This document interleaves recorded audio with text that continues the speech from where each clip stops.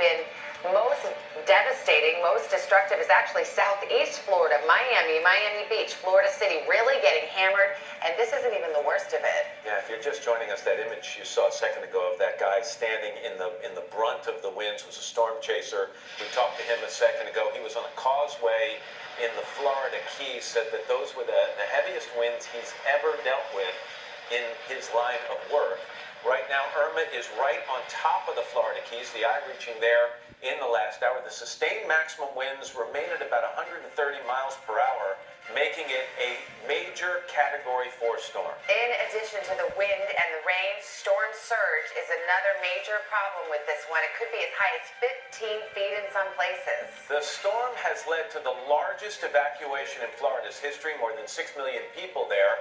Hundreds of thousands more have been told to evacuate in the southern part of the state of Georgia. All right, we're going to start this half hour in Florida City, south of Miami. Miguel Almaguer is there. Good morning again to you. Hey, Savannah, good morning. It is really coming down now. These are the conditions that so worry first responders. They say it's only going to become more catastrophic, so they're not going to be going out onto the road any longer. We saw a fire truck coming down this road just a short time ago. I want to show you what it looks like. All of these palm trees are now bending sideways, and as I send our camera more into the direction of the wind, this is how powerful it's become. It's difficult to stand, difficult to move. It's certainly going to become, stay there, it's going to be certainly become that kind of situation for the rest of the day here.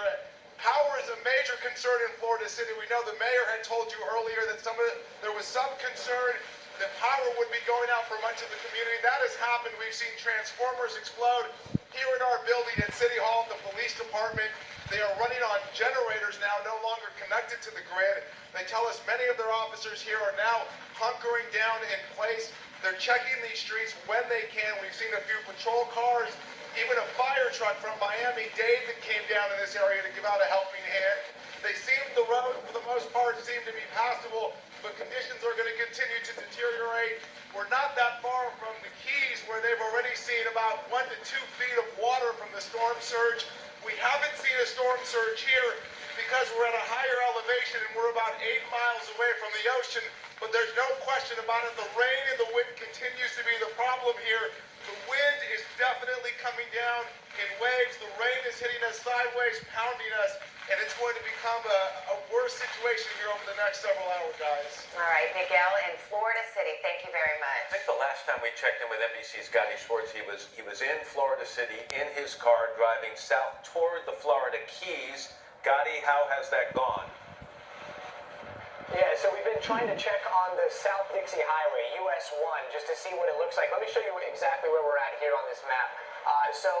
If you could just pan it just right here, that little blue dot, that is us, that is the eye over here, and then these are the Florida Keys down here. So if we can show what's in front of us, over here to the left, that is Manatee Bay Marina, and there is a neighborhood back there. That neighborhood is now, it's got water in it. It's probably, we saw flooding yesterday from the storm surge coming up, and they were about 3 or 4 feet of water in the deepest parts. We now see water much higher than that, probably about 4 or 5 feet, maybe 6 feet. The good news is most of the homes seemed like they were on stilts there. So what we're going to do here is we're just going to drive right here down the South 1.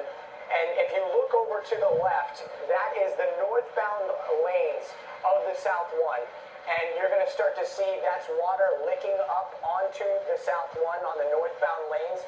Just a little bit further up, that's as far as we're going to be able to go, because we know that the northbound lanes are impassable. We're not sure about the southbound lanes, but we're kind of proceeding with a lot of caution here and making sure we have kind of an exit strategy. But if we could just pull up right here to the left, that is what has been pushed onto the roadway. You see that? It is a bunch of storm surge that has brought tons of debris. It looks completely impassable, and it gets a little bit worse down the way. So that's what we're looking at here on the US 1. This is going to be a critical juncture. It's basically a choke point all the way down into the Keys. So we're going to make our way down southbound a little bit further, but that's about where we feel comfortable going right now. Matt and Savannah? Yeah, because you want to be able to get out of there, as you mentioned, Gotti. Thanks. Jolene Kent is in Fort Lauderdale, where she's starting to